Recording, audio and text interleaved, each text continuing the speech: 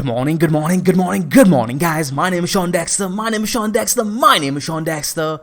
sitting here with Krisha. We both welcome you to the Mango Grove for your daily analysis video. Krisha, say hi. What's up, you guys?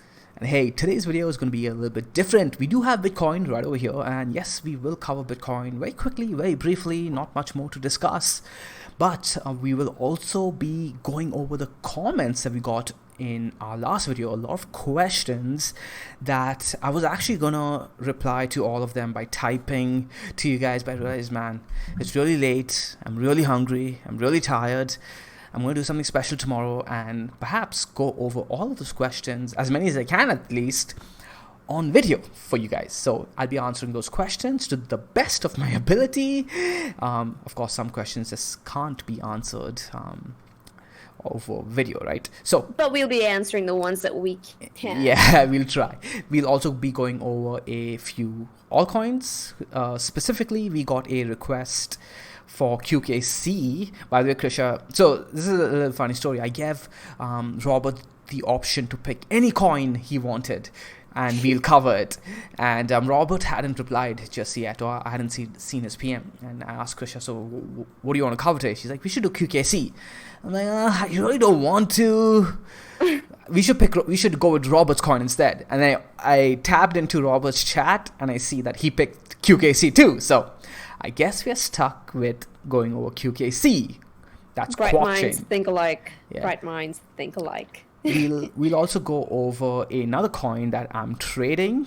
That's going to be a surprise for you guys. And also LTO, Krisha. We look at LTO. The reason I want to look at LTO is because, again, it's another one Robert requested. And Trader Fraser asked about this one too.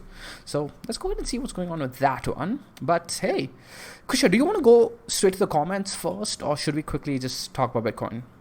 We can first start off with Bitcoin. I mean, there's not much to be said because we're still hovering, right? Go over all the, basically the TA, and then we can end off with the questions. All right. So, like Vishal says, Krisha's the boss, so we got to go with what she says. So, I have Bitcoin open on the daily over here. Like I've been saying for like more than a week now, 2 weeks, 3 weeks. The daily is not as important to me as high time frames. But I'll be completely honest with you guys. Almost no time frame is important to me right now, other than the weekly, because I'm not in my trade anymore, right? I talked to you guys about how I got out of my trade as soon as we failed to close over that 3-day 10 SMA, 2-day 10 SMA. The only 10 SMA that mattered that we closed over was the 4-day 10 SMA, right?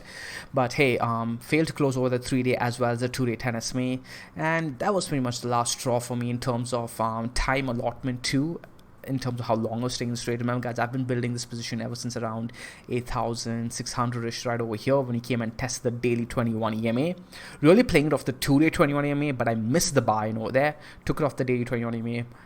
Took profits at 9,750. Again over here, bought back in at the 2-day 21 EMA.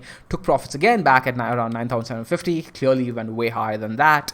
Just simply hedging, unhedging. But at this point, it's getting to that stage where Bitcoin could literally break towards either side and have a very volatile move towards either side.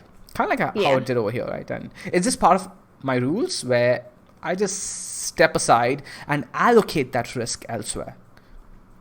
Yeah. Krisha, any thoughts? No, I agree. I think we're more in a like a neutral picture right now with Bitcoin. I mean, it could really swing either way right now, and like what Sean said, depending on which way it swings. Actually, irrespective of which way it swings, I do believe that it's going to be a volatile move. It's been coiling. It's been coiling for what, over a month now, all the way since 6th May. Yeah. So yeah, over a month. We've just been like in this really kind of scrunched up range. But yeah, I mean, this could pick either side, but I'll be looking for price to be taking out that 2-day 10 simple moving average to see if this has a little more oomph in it, if the bulls have a little more oomph. Yeah, the 2-day 10 SMA is 2-day 10 SMA is coming in at 9,600, guys. That's the key level she's referring to. We've been eyeing that for a while. Now, what are my thoughts? Okay, so I've really put some thought into this. I put thought into, am I biased, am I not? And yes, I am. I was biased, right? When I was long, I was biased. And now I'm biased again. I'm biased towards the downside. Krisha, believe it or not. I want Bitcoin to come towards the downside because I'm not in a Bitcoin position, right? And I want to spend some time talking about that because your psychology really, really does matter, and you need to be able to be reflective and self-aware.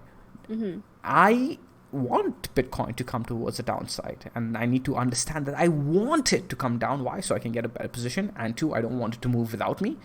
But does that mean that the overall picture is bearish? I would say there's still more things leaning towards the upside than towards the downside. We have higher lows, we have a higher wick over here, and overall we've been in a bull trend, right? We've not really confirmed that downtrend just yet. So as long as we're closing candles above 8,000, okay, a 2-day candle underneath 8,900 will probably be good enough for me to be like, okay, I can add more stronger probability towards the downside than upside. But to really confirm things, we're looking at around 8,600, 8,550-ish, right? We're nowhere close to that. We're in the middle. So I have to go with the overall previous trend, which has been to the upside. We have higher lows. We have a higher wick. Another thing, though, Krisha, that is making me feel a little bearish, and we talked about this like more than a week ago, 10 days ago, right, is this Kumo twist. I was like, this Kumo twist does not make me feel too safe right now. I do think we're going to get sucked down over here all the way down to the 2-day Kijun, which is coming at around 7,100, right? That could happen. That tends to happen when we have this kind of clean Ichimoku setup over here. A nice C-span trade is shaping up, but you cannot front run this, right? We have the 2-day 200 moving average, the wick over here as well.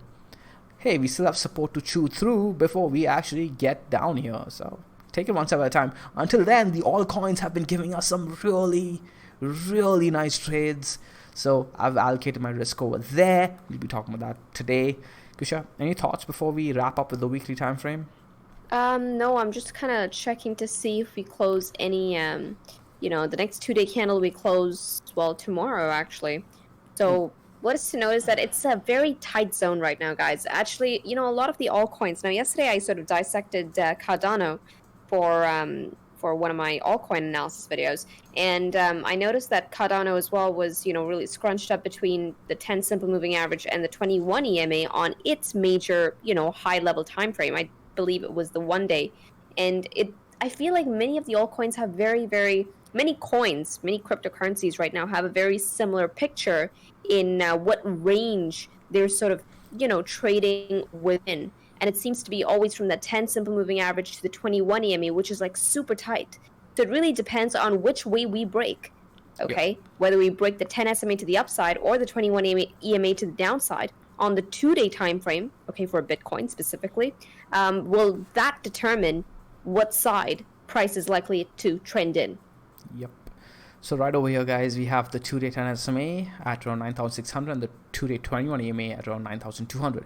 If you guys do remember the video from yesterday where I got out, we were sitting around 9,550, and I said we're likely going to oscillate between the 2-day 10 SMA and 21 EMA. It's exactly what we did.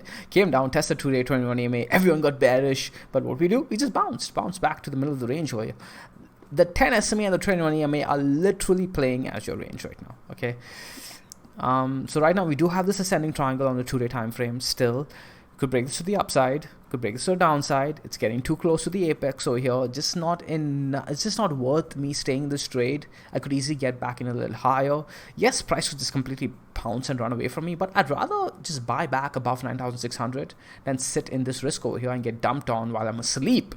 So yeah, Kusha, that's pretty much it for me on Bitcoin, guys. We're looking for either a 2-day candle close about 10,000-ish or a break of the 8,850 region of the 2-day 200 moving average for a confirmed move towards the upside. Or rather, I don't say confirmed, nothing's confirmed in life.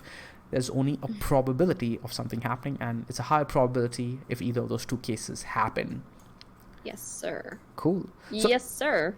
So now I think we can go on over to the comments from yesterday, and Krisha, you're going to be answering all of these. Sounding like me. So yeah, yesterday's video, guys, only 909 views. You couldn't push me on over to the 1,000 view mark. Come on, guys. And 6 dislikes. I'm gonna go ahead and dislike this too. 7 dislikes. That's my lucky number. June 17, 2020. 7 dislikes. Lots of 7s there. 909. Lots of symmetry in this video now. Cool. Jojo says smooth and sharp analysis as usual. Like neutrino particle passing through a celestial body. We love your rants. Oh my god, this girl is oh my god, she's amazing. Jojo is the best. She's amazing. She's the best bear out there. Yeah, she's going to be our commentator when we do our live commentary on Bitcoin. She's going to commentate on our commentary. Thank you, Jojo, you're awesome. Papo Papino, Sean, I requested access to Mango Ribbon twice. The link, submitting, my email. Krisha, this one's for you. Okay, I've granted everyone access, so I don't know, respond to the comment with your trading view ID and I will grant you access. What's his name again? Papo Papo Papino. Yeah. Papo Papino. Okay, cool. So another one over here is, sorry, this one's you. What's your trading view ID? So by the way, guys, if you guys see a reply from Mango Research, it could be either me or Krisha on these videos. It's not necessarily me. Ollie, man, I love your rambling. That's why I love Ollie so much. I love people who love me rambling. You know when you guys comment on these videos saying, could you please plan your videos and not ramble? I'm looking for calls. You are exactly the kind of people I don't want on the channel. So just unsubscribe, leave. Like, this channel is not about that at all. And trading is not about up or down, guys. It's not about that. There's far more to it. Even if we give you the calls, even if I literally write down the trades for you, I am guaranteeing you will all lose money unless you actually understand why these ramblings are important. Yeah. So that's so key, though. I actually truly believe that for a lot of traders out there, you could give them like a secret book with like some of the best strategies from some of the world-class traders, and I actually believe that they'll probably end up, coming out last. Because, dude, you need to, like I said, it's all execution at the end. It's like Sean has been saying for days on end now in many of his analysis videos. It's all about the execution. Yep. But there's three parts to a trade, right? Timing, direction, execution. You got to get all three right. Timing, direction, execution. John Wolf. Hey, John, how's it going, buddy? I have a hardware wallet with crypto that I plan to hold for more than 3 years. Good for you, man. Great that you have a hardware wallet. On the last stream, we had the one we did on Sunday. And I'm always advocating people to get a hardware wallet. It's so freaking cheap. It's so freaking cheap, man. And you'll save yourself hundreds of thousands of dollars. But we had one of my friends, a friend I grew up with through university. He lost a lot of money because he didn't have a hardware wallet and he kept his money on the exchange. Don't do that. Your Bitcoin is yours. Keep your keys with you. If your Bitcoin is on an exchange, it's not yours. You have loaned it to another exchange and they could walk away with it at any point. And remember, we're in the crypto space. They could disappear, man. So yeah, going back to your question though, he says, right now I have 50% in Bitcoin, 30% in Ethereum, and 20% on other altcoins. Some of them are Cardano, Chainlink, EOS, Algorand. Other percent okay, or should I change them? What are your thoughts? Hey man, that's literally financial advice that you're asking for. How do I help you with this question though? I'm going to try. I can't answer your question, but I'll try and help you in whatever way I can through my experience. Okay, if you're looking at only your altcoin portfolio right now as your risk, you're doing it wrong. If you have a portfolio the way you do, right, you need to take into consideration with your entire life's portfolio, right? All the risk that you have, for example, the risk that you're probably not thinking about, education risk, right? What kind of degree do you have? Okay, or if you don't have a degree and you have a job, what kind of like the education that you've received in the past and the education that you're getting from the job, how future proof is it? All of that you take into consideration because that's going to determine your future earnings. And then you have to take into consideration, do you have any loans that you still have to pay? All of that, and then you have to take into consideration your real estate, all your assets, and then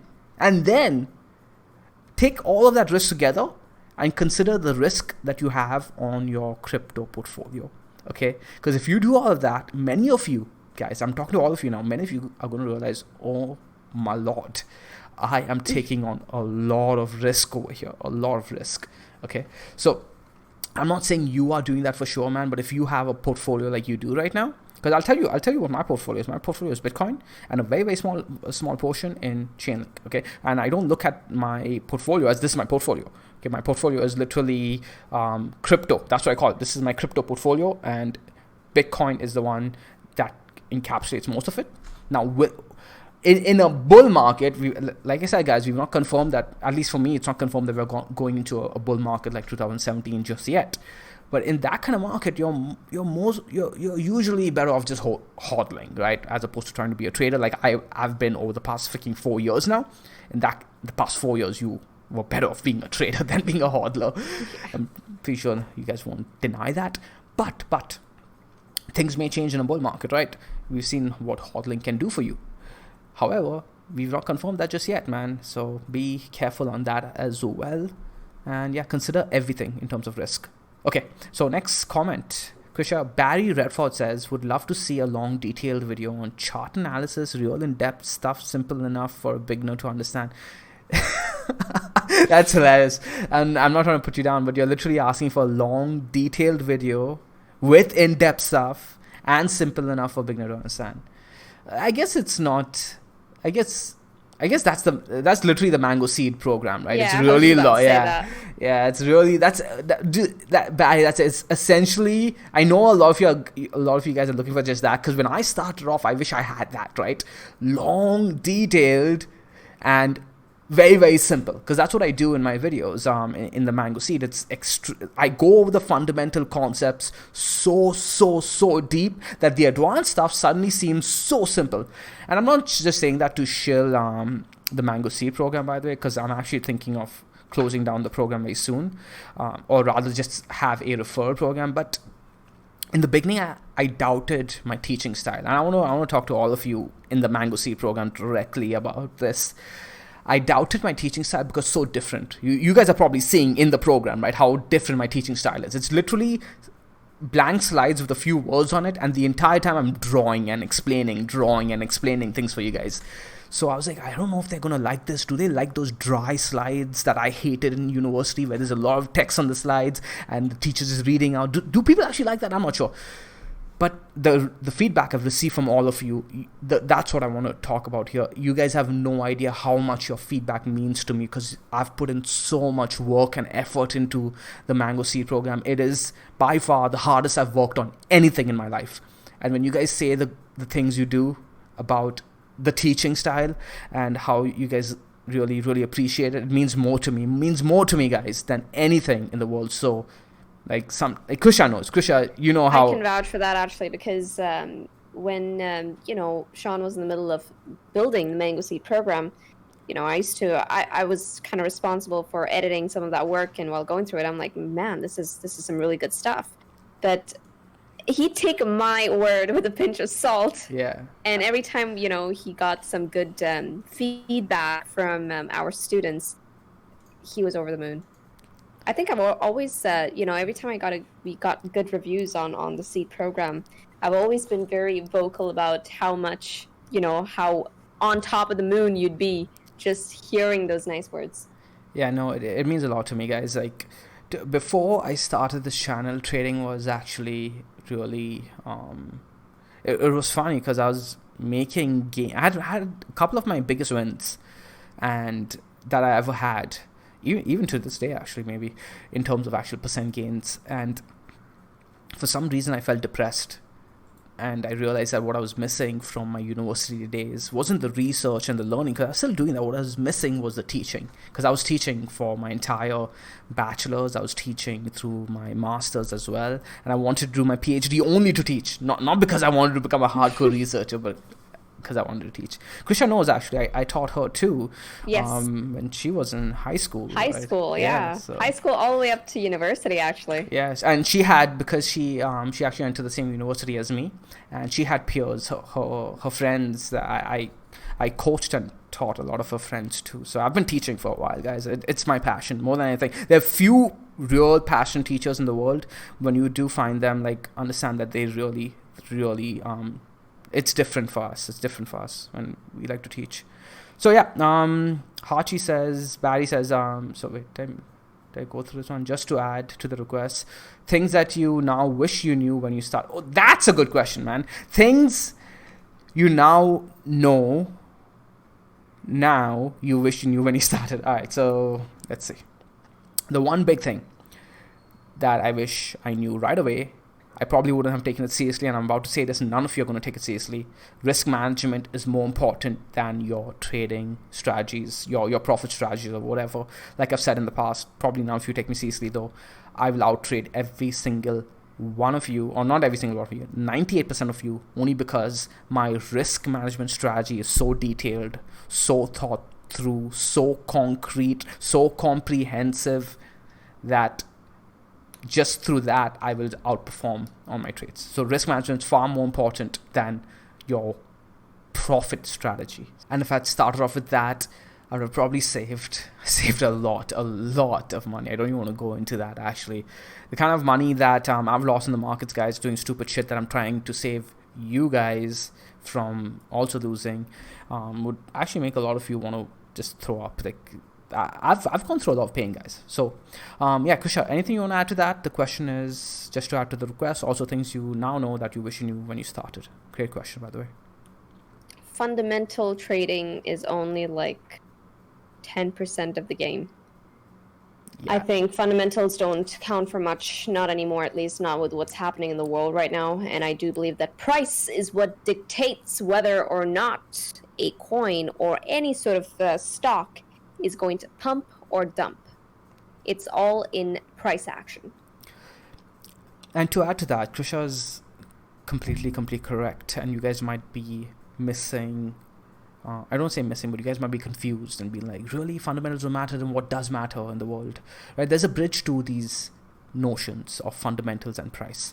What matters is not fundamentals, but perceived fundamentals, guys. Remember that, perceived fundamentals. What the rest of the market participants perceive as the true fundamentals. So you might be smarter than the rest of the market. You might be a genius, and you might be seeing something that makes a company really valuable that nobody else is seeing. But it doesn't matter, not in the short run or the midterm at the very least. It doesn't matter. Why? Because if everybody else doesn't see it, they're not going to buy it. And price moves up because of an imbalance between buyers and sellers, period. So you may have a fundamentally gem of an asset underneath you, but if the rest of the world doesn't see it and you're a genius, you'll feel genius. You feel like a genius and remain poor.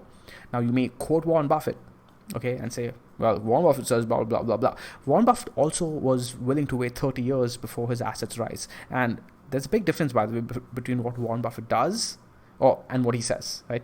There's a big difference between what Warren Buffett says and what he does. And I'm not going to go into all of that for all the Warren Buffett fanboys, but believe me, I've spent a lot of time reading and studying him.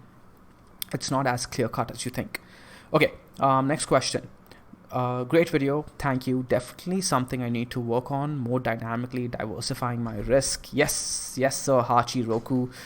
Great name, by the way. I love it. Always makes me smile, Hachi Roku. So yeah, man, if you've watched, by the way, guys, Hachi is in the seed program. And Hachi, if you watch the entirety of the seed risk management module, you know how many different aspects we cover, right, in terms of risk that people tend to ignore. And yeah, there's a lot more than people think. And you have to think about, like we discussed earlier in this video too, that you got to think about your own portfolio as well. Again, everything we cover in the module though. So Jojo, didn't she already comment? She commented already. Jojo says, by the way, Sean, I have a video request. Can you do a vid on on string theory? Much appreciated. I'm going to let Krisha take this one. Krisha, string theory. Jojo, we will basically make a video over anything for you. String theory, You're easily my favorite bear. Okay. I'm gonna try. I'm gonna try. String theory. There we go. Fan service. Let's go. String theory. FYI, I'm a computer scientist and a trader, and a student of economics.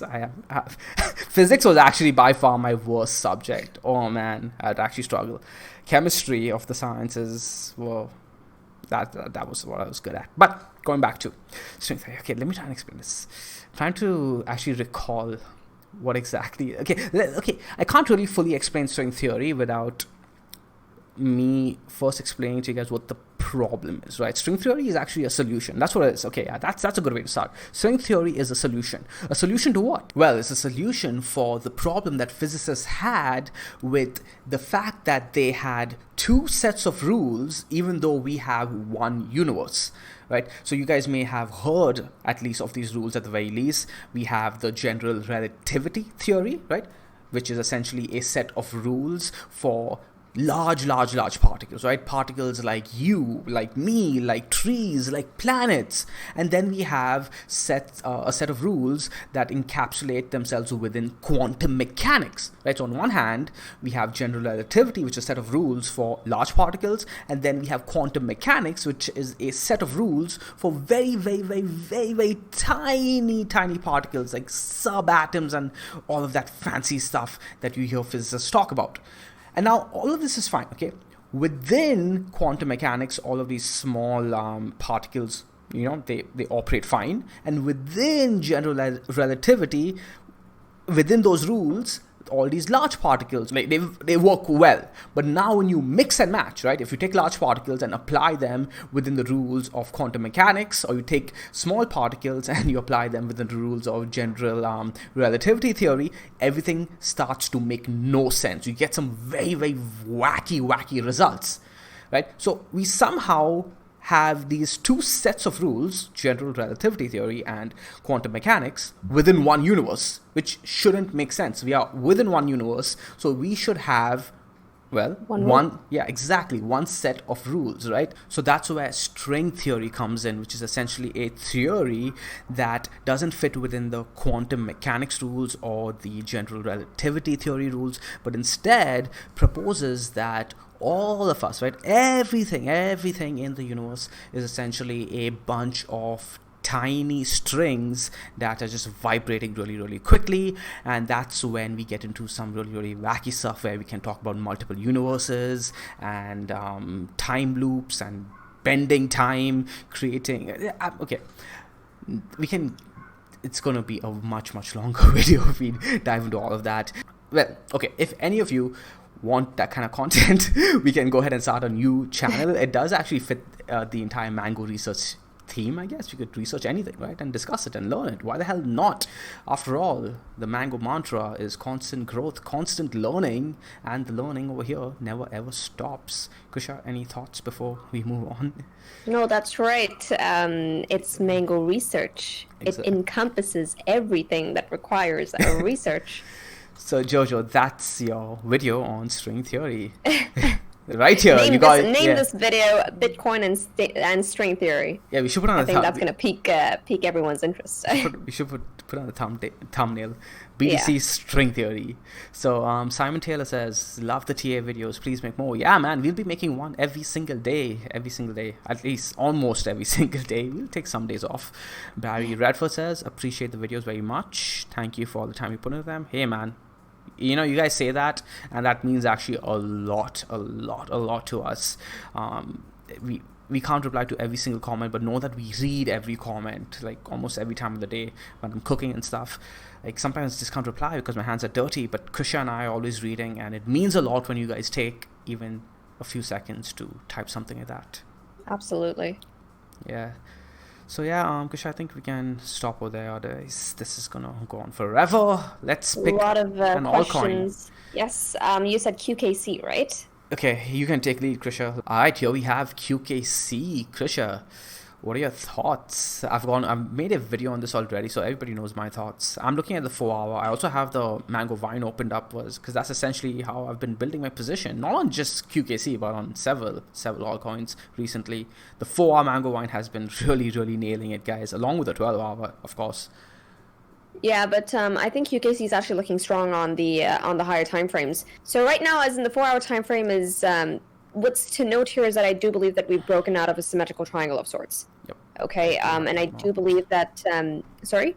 I do have that mark. Sorry, I just yeah. So speaking out loud. And if you sort of just analyze this on a more macro scale, you'll notice that we've broken out of a we've broken out of a point of resistance. Okay, now turns support, and this right here is the retest of that support region. Yep. I do believe the support is sitting at 68 sats. Yep, we're testing it right now.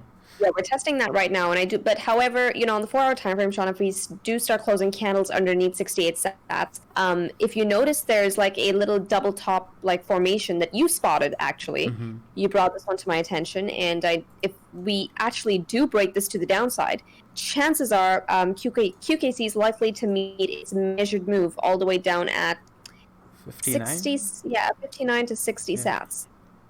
Right, and Yep. that is also a major sort of region of support. Yep.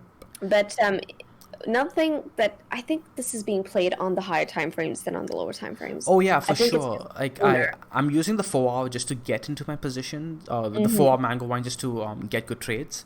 But I'm making my decisions as to whether I should be looking to get into trades on the higher time frames. So if you do switch on to the 4-hour, you're going to see that every major dip along the symmetrical triangle was given as a big buy call on the mango wine. Oh Right, damn, right over that here. has been so accurate. I mean, you're catching a good what is this? 1 second. From this accumulation point right here at around that June 12th, June 11th region, all the way to QKC size. That's a good 42% to the upside. 42, If you manage to 43. accumulate on there. And I'm also looking at the warning signs. It gave it to you twice, the two buy signals, and the warning sign right over here too. It's been freaking amazing. Yeah, Damn. the Vine Very has been accurate. calling it the 4-hour as well as the 12-hour. But yeah, we can go ahead and, like I said, I've just been using the 4-hour just to get into my positions and even, know when to not get into a position, because you can't short, right? You can't short an altcoin, but you know when to either take profits or, hey, I want to wait for buy opportunity. Mango Vine is saying I should not be looking for buy opportunity now. I should be looking to sell, and that's what I use this for over here. And I got the buy opportunity right over here. I got another one over here. We were very, very, very gifted with, or rather, Quark Chain was very generous. Very generous with its. It's very generous, extremely generous. Over the past few Also, days. Sean, if you pan on over to the 2-day time frame on QKC, now this is one of the time frames I'm actually looking at. You'll notice that the cloud has turned green. Price is very much inside the cloud. And if we actually bounce off of this region right here, this support at around 68 sats, the next point of resistance is only sitting at around, what is this, 119 sats. 119. That's going to be so beautiful. Beautiful. Is that what you have on your chart? Because that's the next one that I see for myself, and that's a good 78% pump to the upside. I actually have my resistance, or my next resistance line, marked on the weekly time frame, which is around 120 sats, I do believe. Let me go ahead and pull that up. Close enough. Yeah. So yeah, but what I meant was I marked it based on the weekly, not on the 2-day. Right? Okay, so yeah, okay, 129 sats around. Let me just move my thingy over here. So these wicks over here, I'd mark the zone at 121 to 129 sats is where I'd be looking at to be taking profits of this one, and then to wait and watch. Again, guys, I never ever take the entire bag out. I only take a portion. So yeah, that's pretty much it for Quark Chain. Don't want to spend too much time on this. I did an entire video, guys. So go ahead and check that one out. Krisha, what's the next coin? We'll link that above or in the description, actually. So what's the next coin? I believe it's Raiden. Yes. Raiden Network. RDN. I really, really, really like this one. Again, guys, this one, I use a high time frame. We'll go over that very soon to decide that I like the chart. But I got into my trade based on the mango wine on the 4-hour. Just quickly showing it to you guys. Those of you who do have access to the mango wine, rather, you're going to notice here that my lines that have been drawn don't make sense on the 4-hour because I've been taking the trade based on the higher time frames. Sorry, I've been deciding my trade based on the higher time frame by getting to my position based on the 4-hour time frame. You can see, Krisha, if you have your mango wine open, that again it called the top really nicely over here. This distribution on the 4-hour time frame against 2300 Satoshi. And then ever since then, gave you a buy option. It didn't get the first buy on against the symmetrical triangle right over here on 12th of June. Like Quark Chain gave us a buy on 12th June, but gave us a buy at 15th June, right over there. And then again another one right over here at 17th June, right? So those were both. This is a volatile chart, guys. So be very careful. Since then, it's been both those positions are sitting at a good 25 to 28%.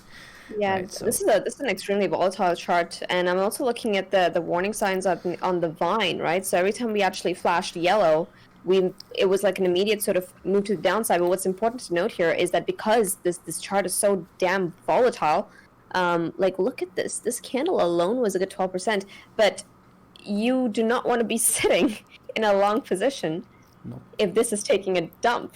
Imagine one candle, Sean, is 12%. Jesus. on some of the candles here, these are like, you know, dirty red bloody candles to the downside.